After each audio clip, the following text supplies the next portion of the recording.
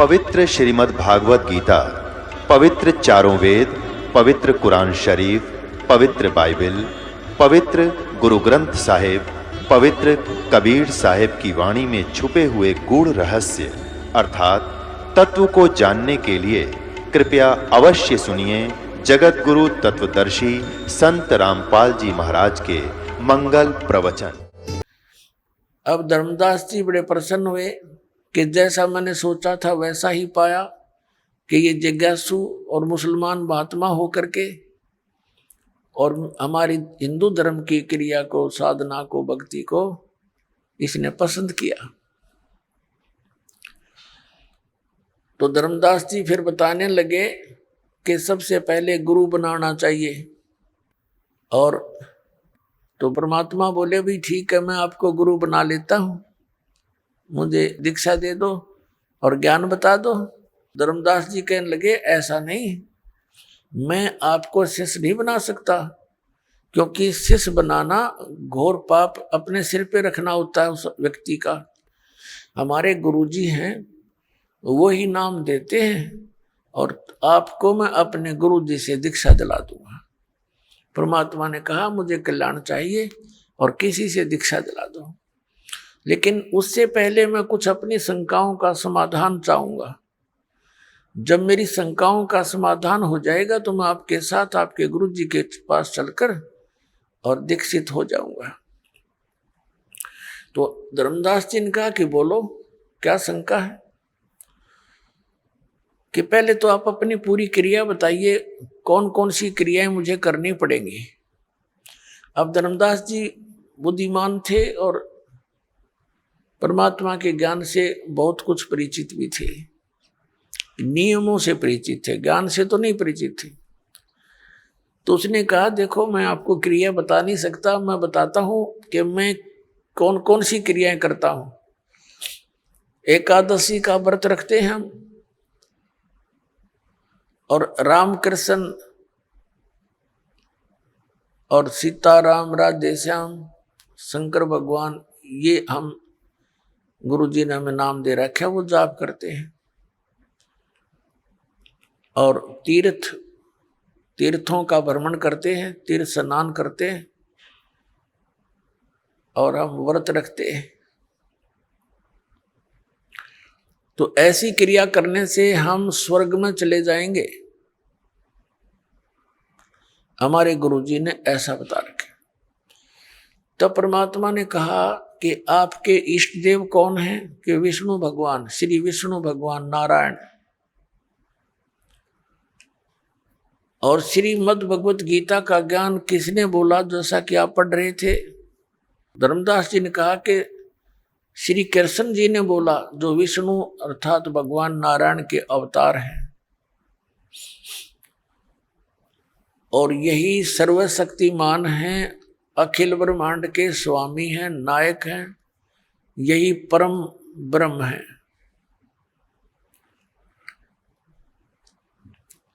तो परमात्मा ने कहा कि आप अभी गीता पाठ कर रहे थे। गीता के अंदर मैंने और भी कई संतों से सुना है, 18वें अध्याय के 62वें श्लोक में गीता ज्ञानदाता स्वयं कह रहा है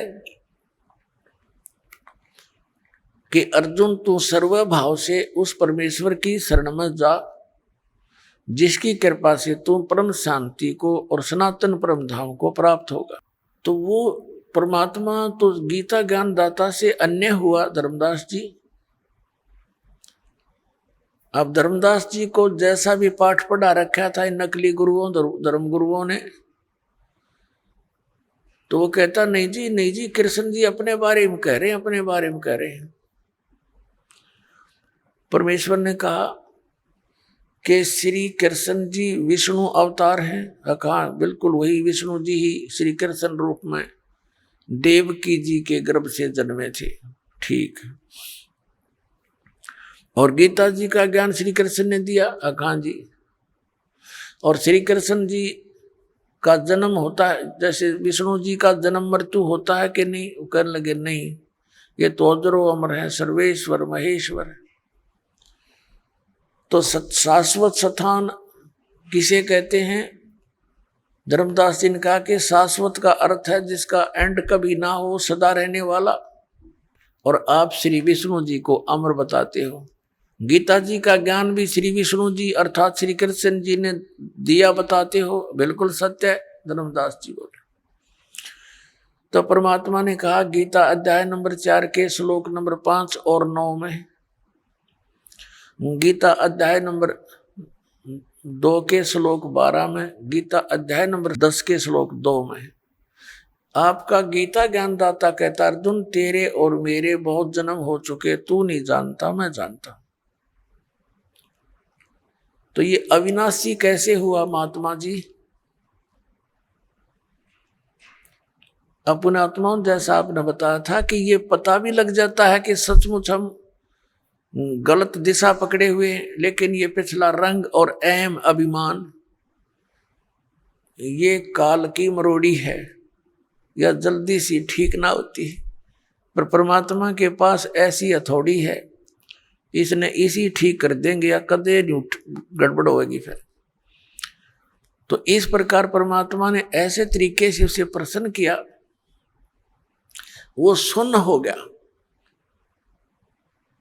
तो परमात्मा ने कहा कि आप तो अजर अमर बताते हो, इनकी तो जन्म मृत्यु होती है। अभी आपने 7वें अध्याय के 29वें श्लोक में पढ़ा कि जो व्यक्ति जरा और मरण से छूटने के लिए प्रयत्न करता है वह उस तत्परम से और सारे अध्यात्म से और सब कर्मों से पूर्ण परिचित होता है।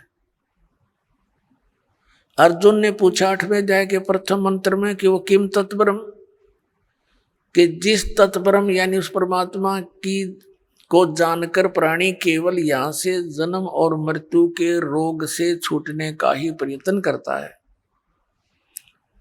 वो किम तत्परम, वो तत्परम कौन है? फिर गीता ज्ञानदाता 8वें अध्याय के 3रे श्लोक में कहता वो परम अक्षर ब्रह्म है। तो ये गीता ज्ञानदाता से तो अन्य हुआ। अब धर्मदास जी बिल्कुल जैसे सांप सूंघ जाया करे ना, ऐसी स्थिति में आ गया, सुन्न हो गया कति।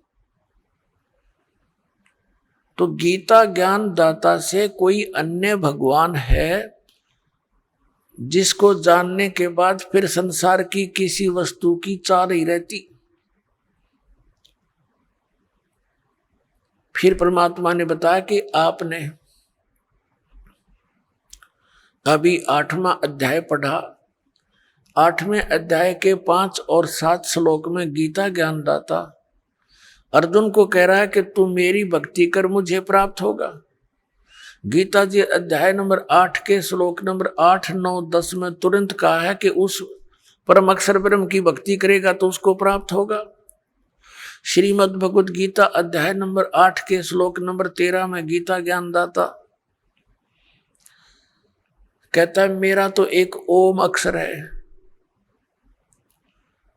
ओम इति एकाक्षरम ब्रह्म व्यवहारण मामन स्मरण ये प्रियाति तजन देहम सयाति परमाम गति। मुझ ब्रह्म का केवल एक मंत्र है, नथिंग एल्स, इसके अतिरिक्त कोई नहीं। और जो अंतिम श्वास तक इसका सेवन करता हुआ शरीर त्याग कर जाता है वो उस परम गति को प्राप्त होता है। ओम से मिलने वाली जो परम गति है उसको प्राप्त होता है। परमात्मा ने कहा ओम से मिलने वाली परम गति कौन सी है? ब्रह्मलोक। गीता अध्याय नंबर 8 के श्लोक नंबर 16 में कहा कि ब्रह्मलोक पर्यंत भी ये सभी पुनरावृत्ति के अंदर हैं, वहां गए हुए प्राणी भी जन्म मृत्यु माते हैं। तो ये बात उस गीता अध्याय नंबर 18 के श्लोक नंबर 62 के विषय में खरी नहीं उतरती कि आप कह रहे हो गीता ज्ञानदाता श्री कृष्ण, लेकिन श्री कृष्ण नहीं है ये। श्री कृष्ण जी के अंदर वो काल बोल रहा है, फिर भी वो बुद्धि आपकी वहां नहीं जा सकती। इसलिए ये मानकर चलो कि आप श्री कृष्ण बोल रहे हैं। तो वो स्थिति कैसे प्राप्त हो सकती है? इस तुम्हारे मंत्र ओम से तो ब्रह्मलोक प्राप्त होता है, ब्रह्म लोक में गए हुए प्राणी फिर वापस आते हैं। तो श्रीमद् भगवद गीता अध्याय नंबर 18 के श्लोक नंबर 62 में कहे हुए उस वचन के विपरीत बात होगी, अर्थात आपका भगवान वो गति नहीं करा सकता, वो शाश्वत स्थान प्राप्त नहीं करा सकता।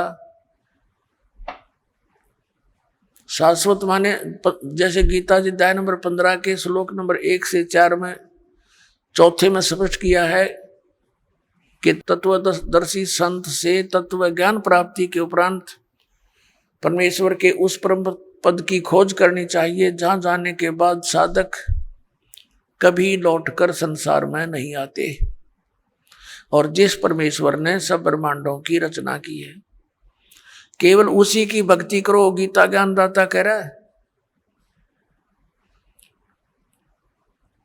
और आपके भगवान का ओम नाम के जाप से ब्रह्मलोक प्राप्ति, ब्रह्मलोक में गए हुए प्राणी फिर पुनर्वर्ती में आते हैं, जन्म मृत्यु होता है।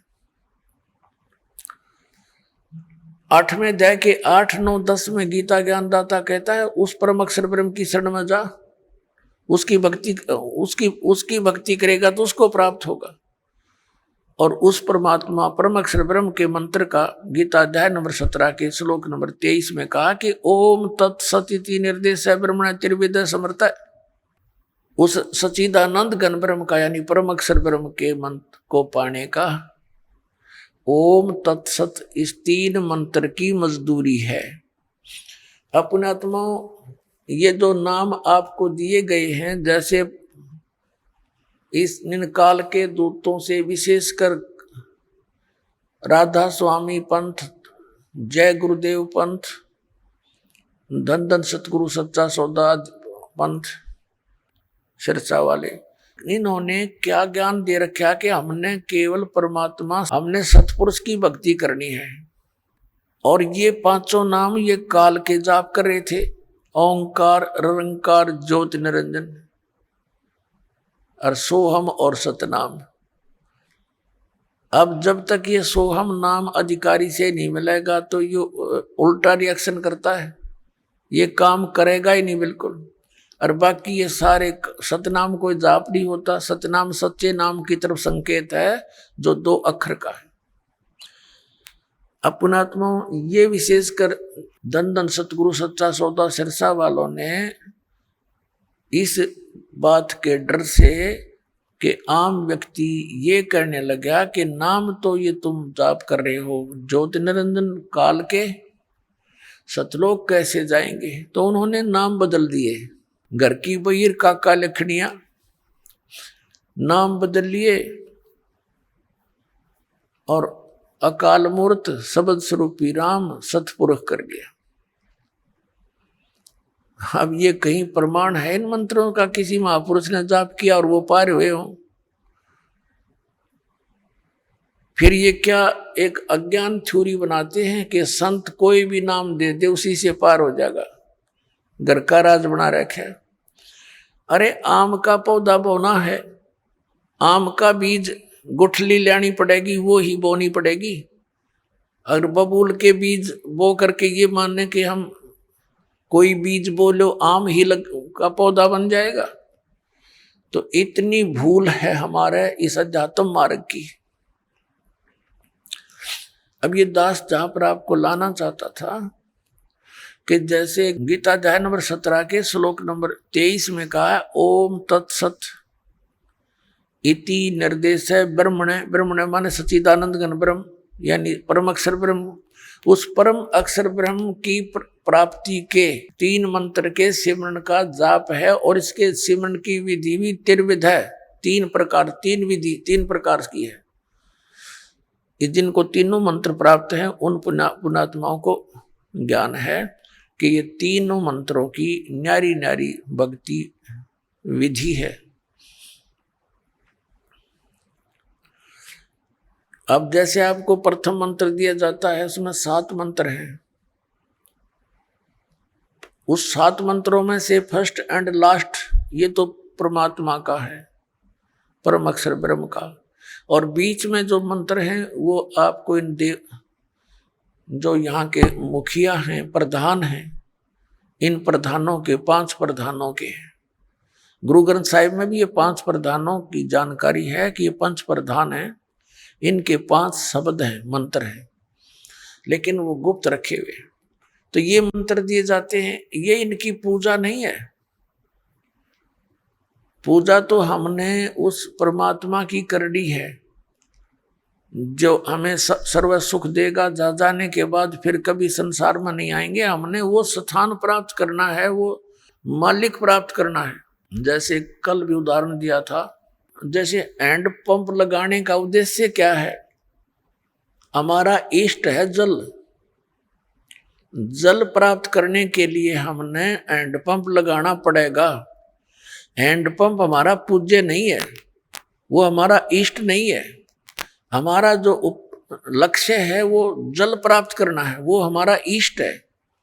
तो उसके लिए जो भी हमने यंत्र यूज करने हैं, प्रयोग करने हैं, वो तो एक मजदूरी साधना, एक प्रोसीजर है, प्रोसेस है उस परमात्मा के पाने का, वो हमारे इष्ट नहीं है। तो इसी प्रकार ये जो मंत्र हम जाप करते हैं, कई तो ये कहते हैं बोली आत्मा कि महाराज जी सत्संग में तो कहते हैं परमात्मा कबीर साहब के अतिरिक्त किसकी भक्ति नहीं करनी चाहिए, किसी की पूजा नहीं करनी चाहिए। और इधर आते हैं तो नाम देते हैं शुरुआत में वही 5 इन्हीं के। तो पुण्यात्मा यहाँ विवेक से काम लेना पड़ेगा, इतना एकदम रिजेक्ट ना करना इस मार्ग को, क्योंकि ये मार्ग आपने कभी सुना न देखा। अब हम यहाँ रह रहे हैं, एक सह परिवार में रह रहे हैं। ये समझो जैसे एक लड़की अपने ससुराल में और ज्वाइंट फैमिली में रह रही है, उसमें जेठ जेठानी है, देवर देवरानी भी है, सास और ससुर ननद भी है। अब वो सबका सत्कार करती है, आदर करती है, और सभी जो काम जैसा उसकी ड्यूटी होती है प्रत्येक की आज्ञा का पालन करती हुई वो सब कार्य करती है। वो आदर सबका करती है, सत्कार सभी का करती है यथोचित, लेकिन वो पूजा अपने पति की ही करती है। उसकी आस्था अपने पति में ही रहती है। भले ही परिवार में रहते हुए वो ऊपर से ये विशेष दिखावा नहीं करती, लेकिन फिर भी उसके हृदय में जगह जो अपने पति की है, एक पति भरता बेटी की, अन्य में नहीं हो सकती। तो वो सबका सत्कार करती है, अतिथि आता है उसका भी आदर सत्कार करती है, और सबसे मृदु बोलती है, मीठा बहुत प्यार से बोलती है, और पुण्यात्मा उसकी आस्था अपने पति में ही रहती है। अंडरस्टूड है ये। और जब वो अपने परिवार से अलग होते हैं, वो पति पत्नी, ये तो एक समय आता ही है, सबने भिन्न भिन्न होना ही है। तो वो जब अलग होते हैं और उसके हिस्से में जो भी आइटम आए हैं बंटवारे में, तो सारे उठा के अपनी चम्मच भी ना छोड़ दे, छोटी सी भी जो उसके हिस्से में आई है, और सारे उठा के अपने पति वाले घर में रख लेगी, सारा कति सब उठा ले जाएगी। तो उस समय उसकी कोई लगाव नहीं उन परिवार के अन्य व्यक्तियों से। लेकिन वो अलग बात है, आदरणीय फिर भी है, लेकिन अब पता चला उसका कि इसकी आस्था किसकी थी और पूजा किसकी कर रही थी। तो पुण्यात्माओं, ऐसे हम यहाँ एक ज्वाइंट फैमिली में रह रहे हैं। ये ब्रह्मा विष्णु महेश गणेश दुर्गा जी ये हमसे दूर नहीं है, ये अपने ही भाई बहन हैं। इन्होंने जन्म जन्मांतर में कोई अच्छे पुण्य करके या पोस्ट प्राप्त कर रखी है। अब इनके साथ हमारे मन में द्वेष आना यह मूर्खता की पहचान ही होगी। ये हमारे मित्र हैं, जैसे हम अन्य भी सबसे प्यार से रहते हैं, तो ऐसा ही ये हमारे एक प्रधान है यहाँ के। इनको कुछ पावर दे रखी है, कंट्रोलिंग पावर है, और ये हमें यहाँ की सारी सुविधा, हमारे जो रिटर्न हमारे कर्मों में, वो यही प्रदान करते हैं। तो इसलिए इनकी ये पूजा नहीं है। ये ज्वाइंट फैमिली में हम अपनी मजदूरी कर रहे हैं। और जब हम यहाँ से चलेंगे तो हमने इन सभी भगवानों से नो ड्यू सर्टिफिकेट लेना पड़ेगा, इन सब साहबों से। अब भगवान साहब राम इस किसे कहते हैं, थोड़ा सा यहाँ प्रमाण देते हैं।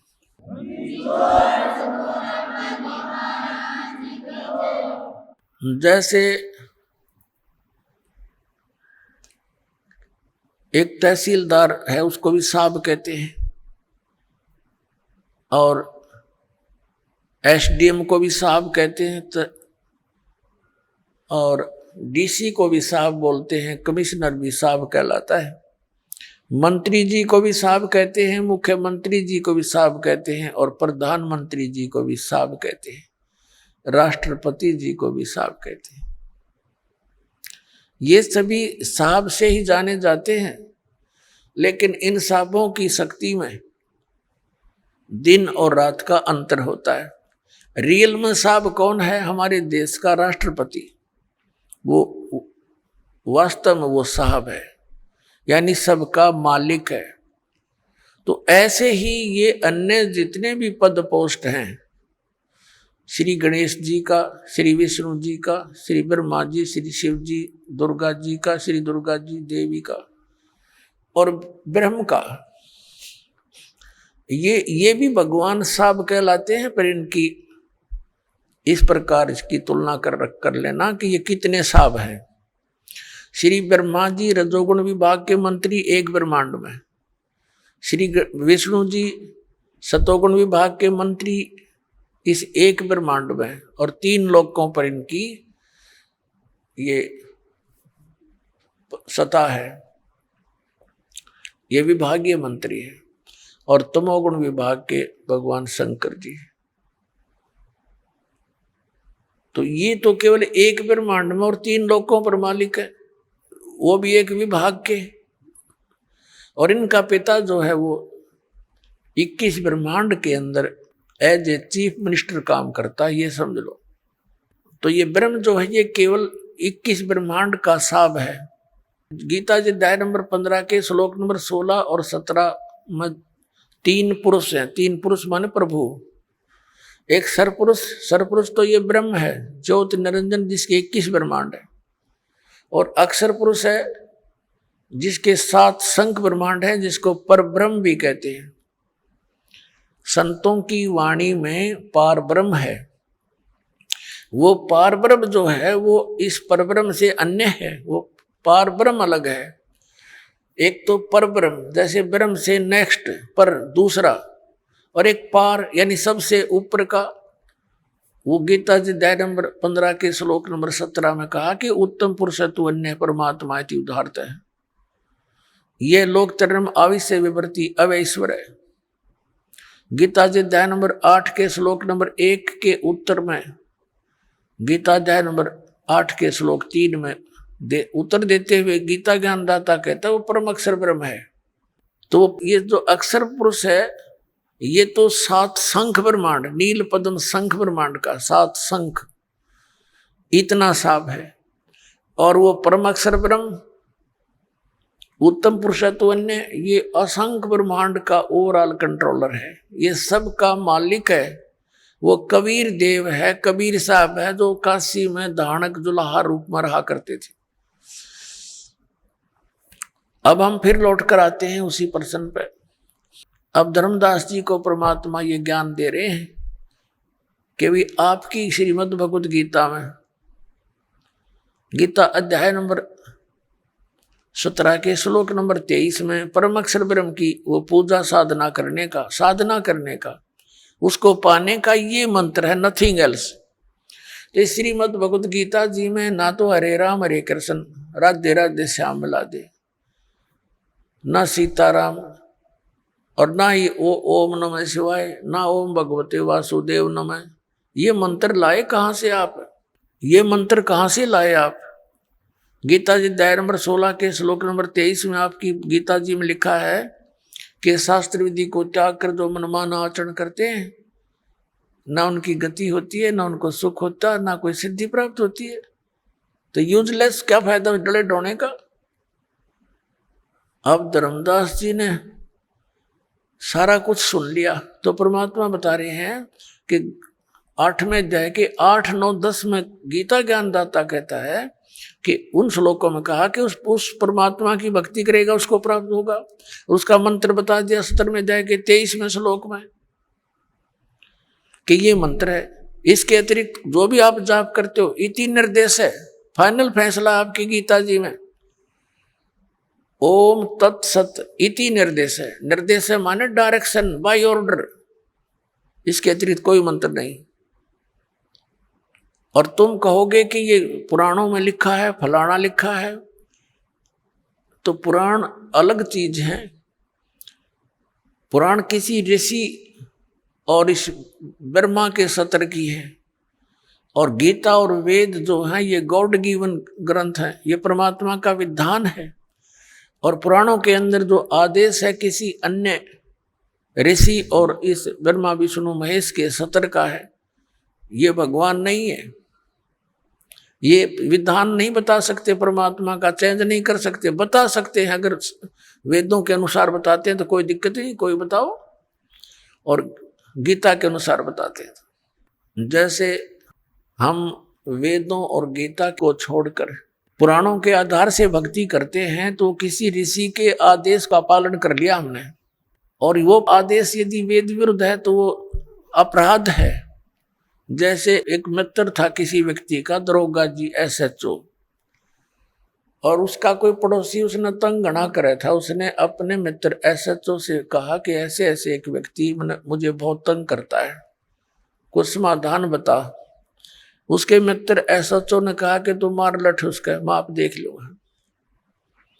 उसने गढ़ दे। अब उसने आंगा पा गया, आदेश मान लिया उसका, अपने मित्र SHO का, अपने पड़ोसी के साथ झगड़ा कर लिया। झगड़े में उसका कान पर लठ लग गया, मर गया उसका पड़ोसी।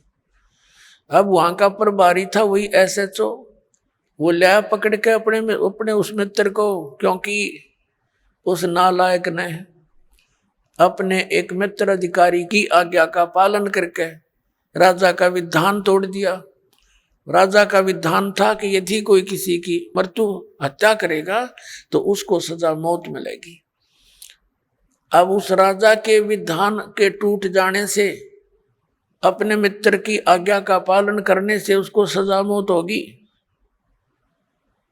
तो परमात्मा कहते हैं कि कबीर साहेब के आप जी उन वेदों और गीता के अतिरिक्त कोई और अन्य साधना करते हो तो वो आदेश भगवान का नहीं, विधान नहीं मालिक का। आप फिर किसी SHO की आज्ञा का पालन कर रहे हो, ऋषि और इन महर्षियों का, इनके बताए इस अज्ञान को ग्रहण नहीं करना। तो आप जो साधना कर रहे हो धर्मदास जी, एक भी गीता वाली नहीं, और गीता जी का पाठ नित्य करते हो।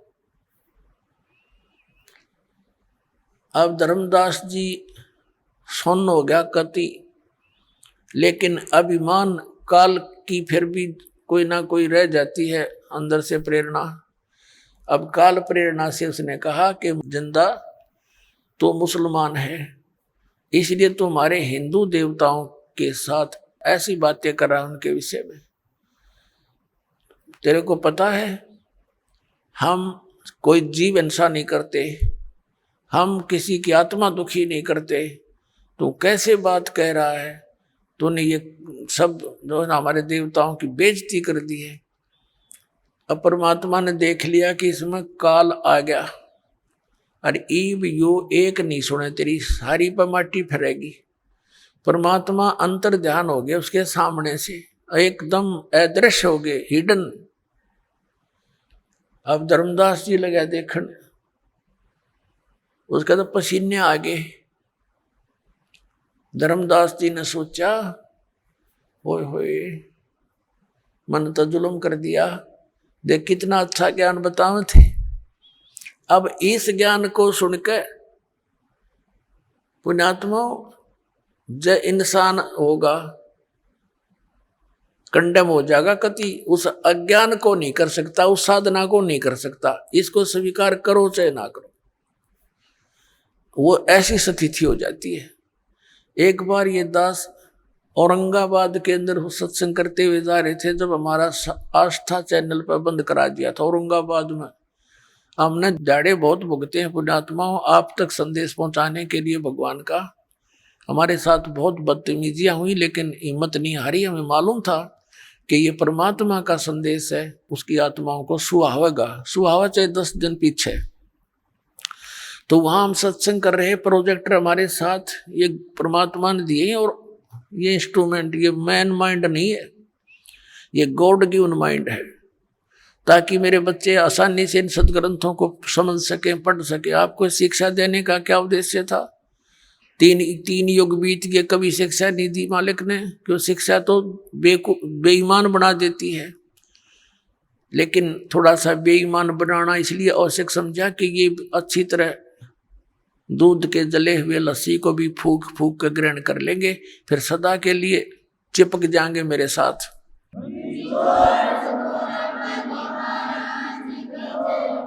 हम वहां प्रोजेक्टर पर ये सारा कुछ दिखा रहे थे।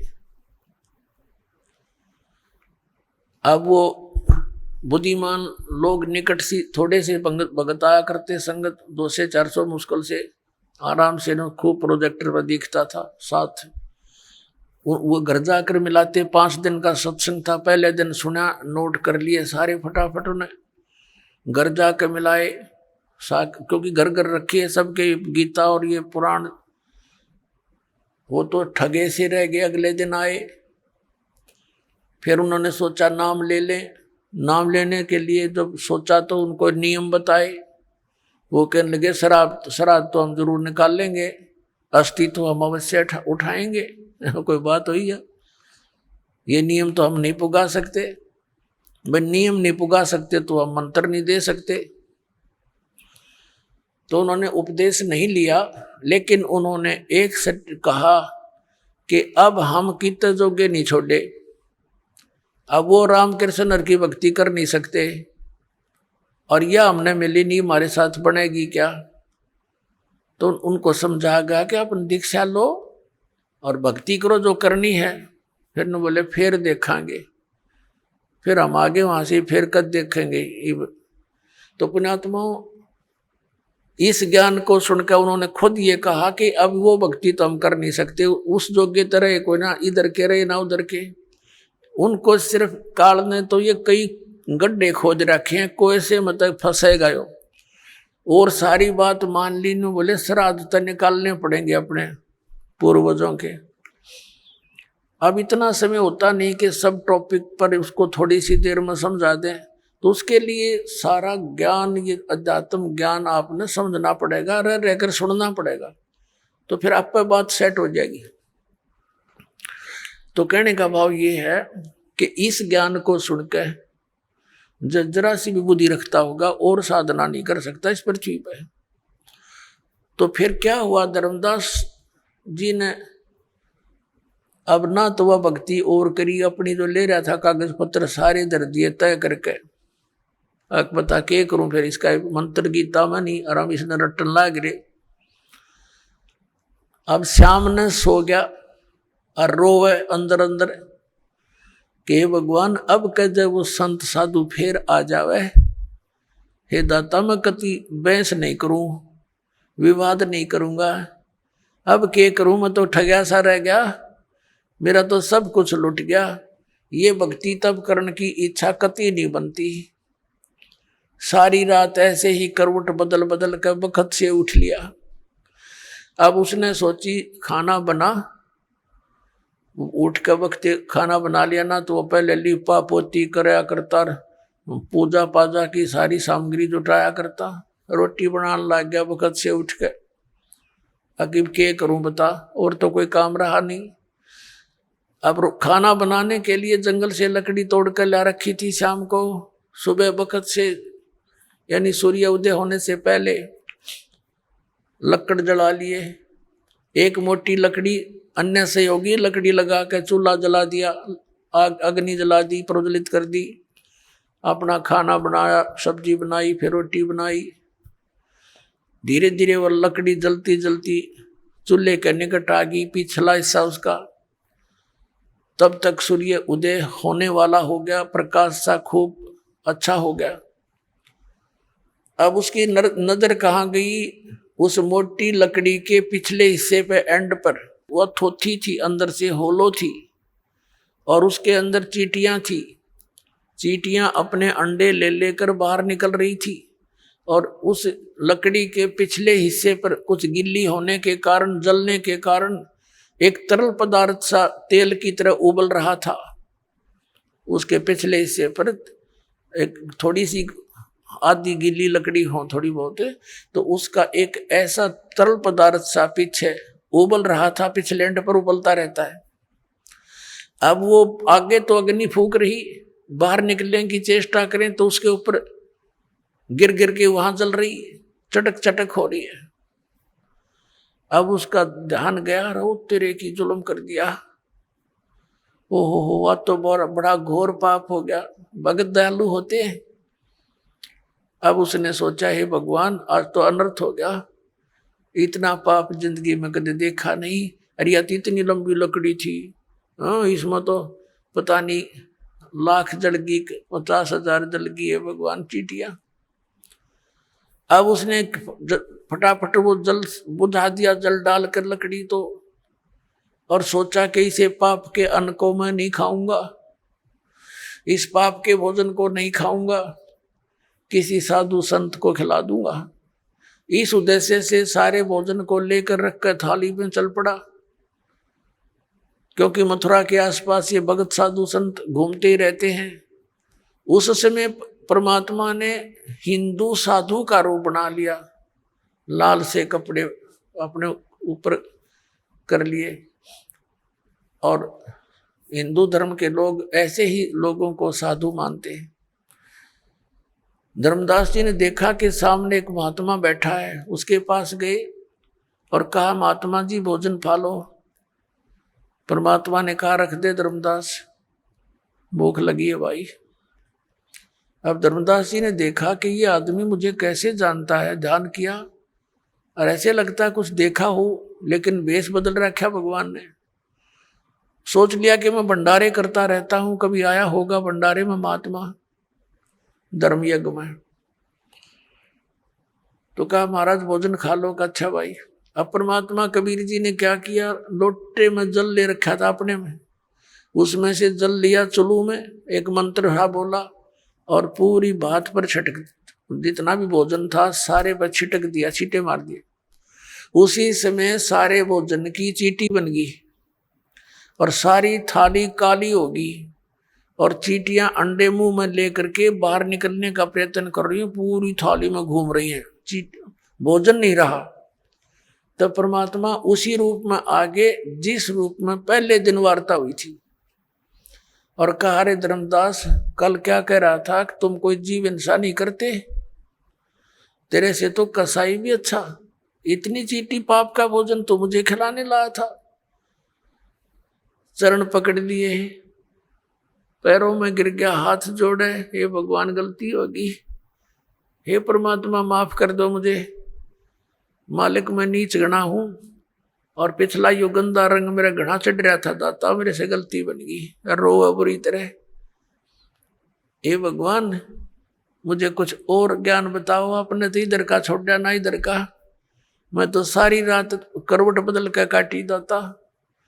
तब परमात्मा ने कहा, अब सुन ले, ज्ञान सुनाऊं कि जो साधना तू कर रहा है बच्चा, ये तेरे को घोर नरक में डालने की है। कहां से चलकर आया है तू? बांधवगढ़ से आया हूं महाराज। बांधवगढ़ मथुरा से कितनी दूर है? कि लगभग 800 किलोमीटर, 700 750 किलोमीटर। किस साधन से आए हो? कि पैदल चल के आया हूं महाराज। तो बच्चा, बांधवगढ़ से यहां आने तक आपने कितने जीवों को अपने पैरों के तले मार डाला, कुचल कुचल कर। सूक्ष्म प्राणी जो दिखाई नहीं देते, और कीड़े मकोड़े ये तो गिनती नहीं। पुण्य तेरे को एक नहीं, क्योंकि इस जोड़ में नहाते के फायदा। जिस मथुरा के तालाब को तीर्थ मानते हो और ये मानकर आपके धर्मगुरु आपको समझाते हैं, ज्ञान देते हैं कि यहाँ भगवान श्री कृष्ण रहा करते थे, लेटा करते थे, नहाया करते थे। तो परमात्मा ने बताया यहाँ तो कंस भी नहाया करता इसमें, और कंस भी यही लोटा करता। और श्री कृष्ण जी तो इस मथुरा ने छोड़ के द्वारका बनाई थी समुद्र के बीच में, एक टापू सेलेक्ट करके, वहां रहा करते। वहां क्यों नहीं जाते तुम? वो दूर घना पड़ता होगा। और परमात्मा ने दया करी थी, वो द्वारका को जल में डबो दिया था कि गड़ धक्के खाना ना होंगे, भ्रमित होकर यहाँ पहुंचे। और तुम वही साधना कर रहे हो जो शास्त्र विरुद्ध है। अब धर्मदास जी तीर्थ में नहाने का तो एक भी पुण्य को नहीं। फिर तीर्थ के विषय में बताया कि इसको तीर्थ आपने इसलिए मान लिया कि श्री कृष्ण जी यहाँ नहाया धोया करते, यहाँ रहा करते इस तालाब के आसपास। और अन्य तीर्थ सुन ले, और दूसरे धाम कैसे बने हैं, ये मंदिर कैसे बने हैं। जैसे अमरनाथ का मंदिर जहाँ तुम मोक्ष उद्देश्य से जाते हो बोली आत्माओं, वो अमरनाथ कैसे कहलाया कि भगवान शिव जी ने अपनी पत्नी पार्वती को उस स्थान पर मंत्र दिया था जिसको तुम अमर मंत्र बोलते हो। और वो हमारी फर्स्ट एड है, प्राइमरी क्लास की पढ़ाई है। ये प्रथम मंत्र जो आपको दिया जा रहा है, ये मंत्र 5 मंत्र बीच बीच के ये पार्वती को दिए थे। उसका तुमने पता भी कोई ना कौन सा हो। अमर मंत्र अमर मंत्र अमर मंत्र करते फिरते हो। और उस स्थान पर भगवान शिव ने पार्वती को नाम दिया था, जिस कारण से उसने सच्ची लगन करके जाप करके और जितना अमरत्व प्राप्त हुआ वो प्राप्त किया। वो कितना है, जब तक वो शिव जी भगवान की मृत्यु नहीं होगी, पार्वती उसके साथ रहेगी। उससे पहले वो 107 बार जन्म और मर ली थी। अपने आत्माओं वहां अब ना शिव जी कोई मंत्र दे दिया अपने, और ना कोई और स्थान व्यवस्था, तो वो नाम अमर मंत्र पूरे गुरु तय आपको जहां मिल जा। धर्मदास, अगर आपको वो मंत्र कहीं पर भी मिल जाता तो उस प्राणी के लिए, आपके लिए वो स्थान अमर धाम है। वो अमर लोक अमर है, अमर धाम है वो। अमरनाथ का स्थान वो है उसके लिए। जैसे ही बाप जी को यहाँ बरवाला आश्रम में मिलता है मंत्रियों, तो आपके लिए तो ये है तीर्थ, ये बरवाला बड़ा वो तीर्थ है। लेकिन जैसे क्रोथा आश्रम में जिन्होंने मंत्र लिया था, तो उनके लिए वो क्रोथा है, वो अमरधाम। लेकिन उस अमरधाम के चाटे वो तो सरकार ने खोज लिया हमारे पे। ये वहां कोई माथा टेकन जा भोला भगत बता के क्या मिलेगा, दास तो बैठा है यहाँ पर। तो आपको इस दास के पास आना पड़ेगा, और उस क्रोधाश्रम में कख नहीं।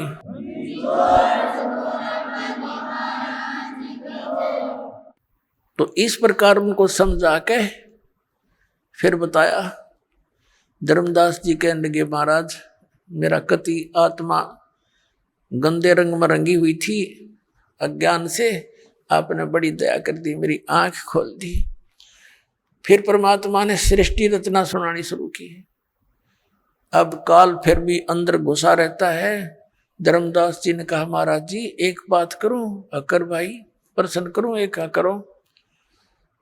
आप कहते हो कि राम और कृष्ण यानी विष्णु जी कुछ नहीं कर सकते। ये भगवान एक बार मोर ध्वज राजा का पुत्र ताम्रध्वज आरे से चरवा के श्री कृष्ण जी ने और जीवित कर दिया था भगवान ने। बता हम कैसे माने उनमें शक्ति नहीं है। परमात्मा ने कहा, मैंने ये नहीं कहा कि इनमें शक्ति नहीं है, पर ये आपको मोक्ष नहीं दे सकते, आपके प्रारब्ध के कर्मों का नाश नहीं कर सकते, आपके आने वाले जो कर्म में कष्ट लिखे हैं, मृत्यु है, उसको टाल नहीं सकते। ये परमात्मा ने कहा कि जैसे मोर ध्वज राजा के पुत्र ताम्र ध्वज को तो श्री कृष्ण जी ने आरे से चरवा के मृत्यु होने के बाद उसको जीवित कर दिया, शरीर भी सेट कर दिया, जोड़ दिया ज्यों का त्यों। इतनी पावर तो है इनमें। लेकिन इनका सगा भांजा अभिमन्यु प्रथम दिन युद्ध में मारा गया था, चक्रव्यूह में। सुभद्रा श्री कृष्ण जी की बहन थी, अर्जुन के ब्याही थी। और प्रथम दिन ही अभिमन्यु मर गया था। श्री कृष्ण रोए, सुभद्रा रोए, पांचों पांडव रोए, उनका कुल नाश हो रहा था। तब तेरे श्री कृष्ण जी ने जीवित क्यों ना करा वो अभिमन्यु। अब धर्मदास फिर सुन्न हो गया, हे भगवान ये कारण क्या था, हमने तो ये बात कभी ध्यान में ना आई मारा। तो परमात्मा ने कहा, बेटा अभिमन्यु की आयु इतनी ही थी, प्रारब्ध इतना ही था, और उस ताम्रध्वज की आयु शेष थी। वो तो बीच में जाकर वो पंगा लिया था तेरे कृष्ण जी ने, और वो जीवित कर दिया। वो तो जीवित था ही, उसकी तो आयु शेष थी। और इसको जीवित नहीं कर सका क्योंकि उसका आयु शेष नहीं थी। इसलिए ये आपके प्रारब्ध में आपके कर्म के कष्ट को अवॉइड नहीं कर सकते, खत्म नहीं कर सकते। अब कहने का भाव ये है कि परमात्मा ने फिर सृष्टि रचना सुनाई है। धर्मदास जी फिर थोड़ा सा कच्चा बोल गया, कहने लगे महाराज जी जैसे सुदामा जी का थोड़े से चावल खा के और एक महल बना दिया था सुंदर। परमात्मा कहने लगे, भाई तेरी बुद्धि तो कति गड्ढे में पड़ी है बेटा। अरे के कला तोड़ दिया, एक महल बना दिया था, एक मंत्री बनवा दिया अपने मित्र का, इतना महल था, यहाँ के मंत्री राजा लोग बना दे। इस तो मोक्ष हो गया उसका, सुदामा का। ना मोक्ष श्री कृष्ण का, जन्म मृत्यु कृष्ण की मिटे, श्री कृष्ण की मिटे, नहीं ना सुदामा की, उसके पुजारी की। तो पुण्यात्मा धर्मदास जी कुछ कहने लगे, महाराज जी आप तो हमारे देवताओं के पीछे पड़ लिए। परमात्मा बोला, भाई बाढ़ में जा। मैं उसी टाइम अंतर ध्यान हो गए परमात्मा, और वो लगा रोन बुरी तरह, अरे भगवान गलती होगी, हमारे साथ तो ऐसी बनी हुई है, काल ने इतने रंग दिए, हम कति खराब कर दिए अंदर ते। अब रो रहा है, देख रहा है ऊपर और नीचे, ये भगवान कहाँ गए। अब उसके बाद बरसाने में जाते हैं, ये मथुरा से फिर बरसाने में जाते हैं। बरसाने में ना जाते न्यू का मथुरा गया हुआ यात्रा पूरी नहीं। बरसाने में किस लिए जाते हैं कि राधा बरसाने की लड़की थी और श्री कृष्ण से मिलने आया करती थी। तो उस समय के लोग तो उसको गुंडी बुंडी कहा करते कि गैर पुरुष से मिलने जाती है, या पूरा गांव विरोध करा करता, लेकिन वो नहीं मानी फिर भी। तो अब उस वहां जाके क्या कहते हैं, राधे राधे श्याम मिला दे, राधे राधे श्याम मिला दे। देख किसे डले डुआ रखे, वहां ना राधे और ना श्याम, उड़ा टेलीफोन मिलाओ जाके। अब ये अकल मार रखी हमारी। अपने आत्मा धर्मदास जी वापस चल पड़ा अपने घर को कि ईब तो वो महाराज जी कति नहीं मिल रहे, बिल्कुल नहीं मिले। मैंने तो नालायक आदमी हो, देख कैसे गलती कर दी और दूसरी बार कर दी। घर की तरफ चल पड़ा रोता हुआ। अब परमात्मा गरीबदास साहिब जी ने अपनी वाणी में कहा है, तावा रोवत धर्मनि नागर, कहाँ गए मेरे सुख के सागर। कल्प करे और मन में रोवे, दसों दिशा को वो मग जो है। दसों दिशा को ऊपर न देखे, कदे ऊपर न उड़ गए हो, साइड में हो, इधर हो, पीछे हो, कदे नीचे खड़े हो कहीं। कहते हैं कल्प करे और मन में रोवे, दसों दिशा को वो मग जो है। अधिक वियोग हुआ हमसे ती, जैसे निर्धन की लुट जा खेती। बेग मिलो कर हूं अपघाता, मैं ना जीऊं सुनो विधाता। अब रो रहा है क्योंकि मालिक जल्दी दर्शन दे दो, हे विधाता अब मैं जीऊं नहीं गा आपके वियोग में। ऐसा ज्ञान अचंभ सुनाया, ओए होए, ऐसा अचंभित करने वाला ज्ञान आपने मुझे सुनाया।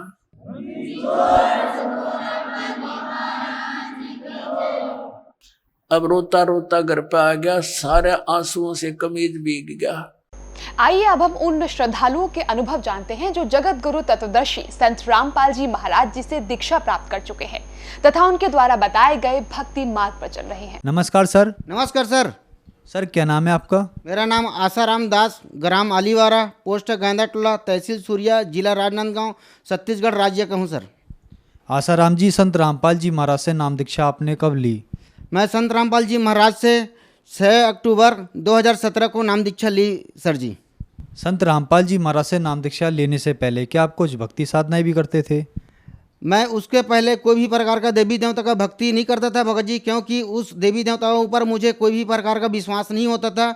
इसलिए नहीं करता था विश्वास कि हमारे कई भी प्रकार की जो समस्या आती थी, उस समस्या कोई भी देवी देवता के नाम लेते थे भी, उसके बाद भी मतलब हल नहीं होता था। इसी कारण सर जी मैं कोई भक्ति नहीं करता था। सर जैसा कि आपने बताया कि आप कोई प्रकार की भक्ति साधना नहीं करते थे। जी सर, जी सर। इसका मतलब आप नास्तिक थे?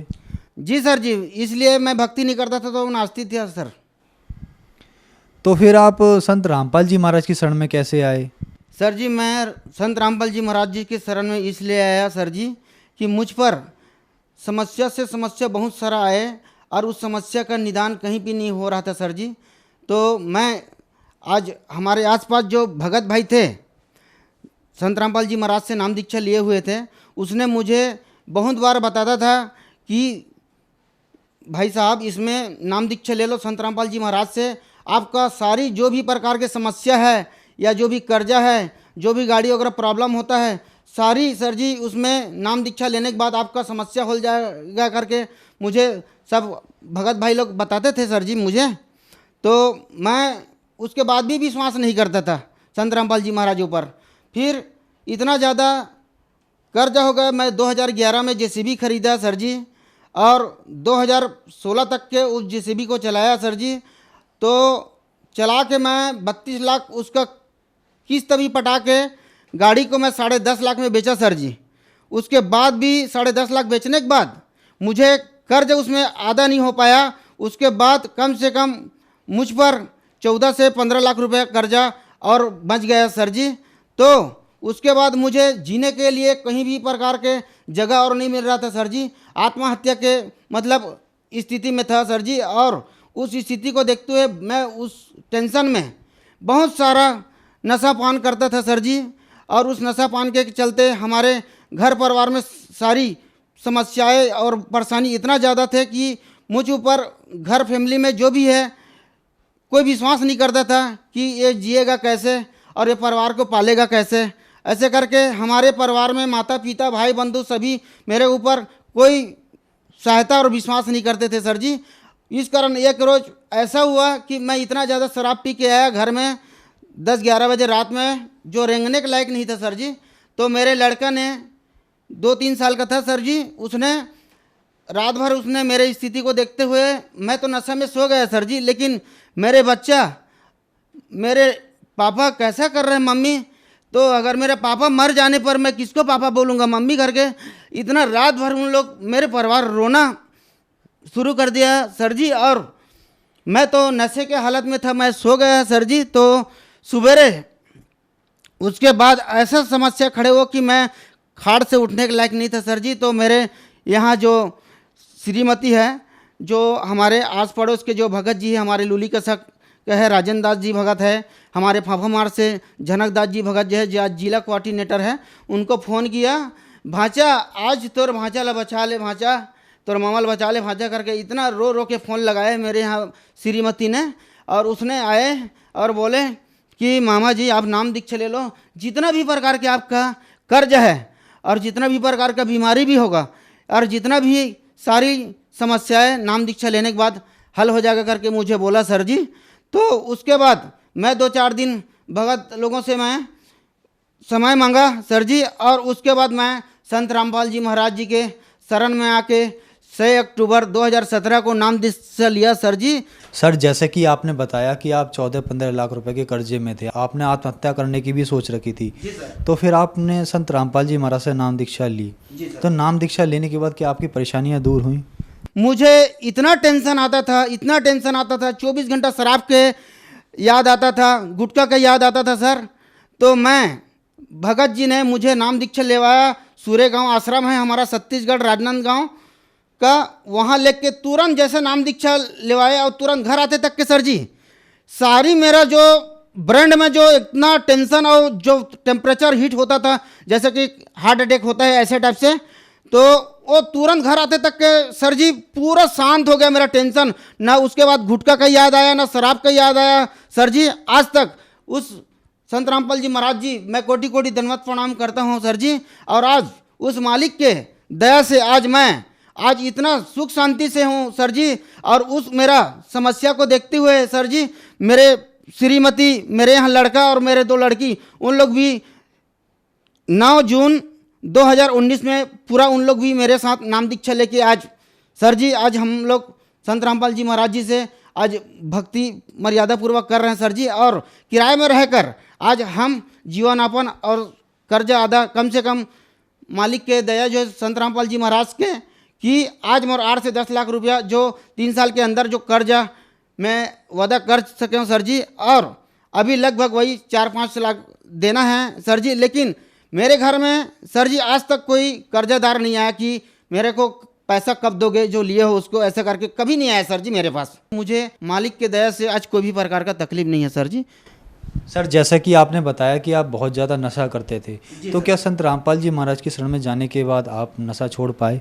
संत रामपाल जी महाराज की शरण में आने के बाद तो मुझे कोई भी प्रकार का जो इतना भी नशा कर रहा था सर जी, आज उसके बाद नाम दीक्षा लेने के बाद तो कोई भी उसका याद सर, उसका सुने का भी मतलब इच्छा नहीं होता सर जी। और कभी सपना में आया भी नहीं सर जी वो नशा के बारे में। संत रामपाल जी महाराज के पास वो जो शक्ति है, जो मंत्र जाप करने से सारी जो नशा का जो याद नहीं आते और जो नशा छूट जाती है। जो आज के डेट में आज हमारा जो सरकार भी नशा मुक्ति केंद्र खोला है, वहाँ एडमिशन लेने के बाद भी 2-2 महीने के बाद भी वो नशा नहीं छोड़ सकते सर जी। जो नशा यहाँ संत रामपाल जी महाराज से नाम दीक्षा लेने के बाद सारी नशा और सारी समस्याएं हल हो जाती है सर जी। ऐसा मतलब मंत्र में शक्ति है सर जी। सर जो श्रद्धालु आज आपको देख रहे हैं, आप उनके लिए क्या कहना चाहेंगे? मैं जो भी श्रद्धालु आज जो भगत समाज जो है सर, मैं उनको 10 इंग्री से मैं विनती कर सकता हूं सर जी। उनसे तो भाई मुझे और कोई भी प्रकार का आशीर्वाद देने का हस्ती नहीं है सर जी। लेकिन जितना भी जो है अपना जो श्रद्धालु और भगत समाज जो है, संत रामपाल जी महाराज का जो वरदान और ज्ञान जो दिया हुआ है, उस ज्ञान और वरदान में जीवन को मोक्ष मिलने का रास्ता है और इतना जो भी प्रकार के समस्याएं का हल होने का रास्ता है। इसीलिए मालिक के शरण संत रामपाल जी महाराज के शरण में आओ और अपना मोक्ष कराओ सर जी। संत रामपाल जी महाराज की शरण में कैसे आ सकते हैं? संत रामपाल जी महाराज के शरण में जो टीवी चैनल जो चलती है, जिसमें पीला पट्टी चलती है, उस पीला पट्टी के में नंबर लिखा रहती है, आश्रम का है जो बरवाला आश्रम बोलते हैं। वहाँ से जो नंबर में फ़ोन लगाकर उस अपने नज़दीकी नामदान केंद्र है, कहीं भी हो, छत्तीसगढ़ हो या कहीं भी राज्य हो, वहाँ नज़दीकी केंद्र में जाके नामदान ले सकता है सर जी। धन्यवाद सर। धन्यवाद सर।